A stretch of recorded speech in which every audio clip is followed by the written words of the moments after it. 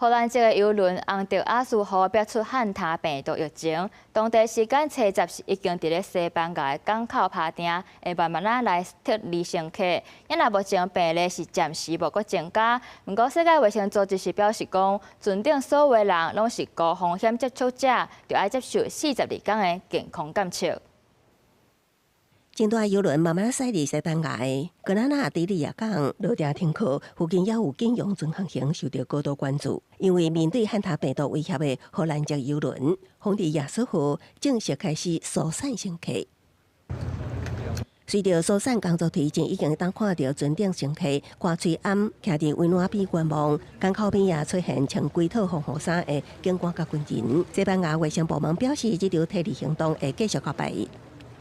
الوضع على السفينة هادئ جدا، ما في هلع أو عزل إجباري، وما في حدا من الموجودين على السفينة عنده أعراض المرض. في عنا جدول يومي مثل أي رحلة، ولكن مع الحفاظ على المسافة الاجتماعية وتعقيم الأيدي ولبس الكمامات في المساحات الداخلية في السفينة. The entire operation is proceeding normally, and as I said, the first to disembark will be the Spanish citizens, and then the flight to the Netherlands will depart.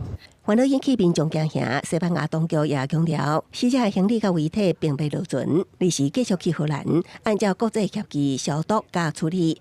WHO 秘書長譚德賽也去西班牙協助撤離，同時強調漢他病毒對當地民眾風險增加。We estimate that there could be around 6 for EU related, and also around 4 for non-EU. And I would like to assure our support as well, and that's why I'm here.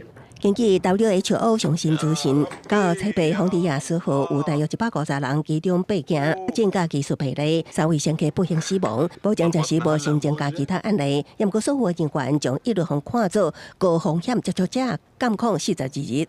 As WHO, we classify everybody on board as what we call a high-risk contact. That might sound scary, but it's really it's how we will operationalize the movement of the passengers and the crew safely home.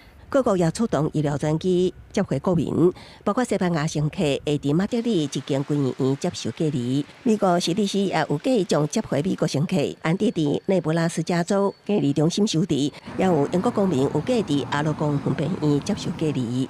記者綜合報道。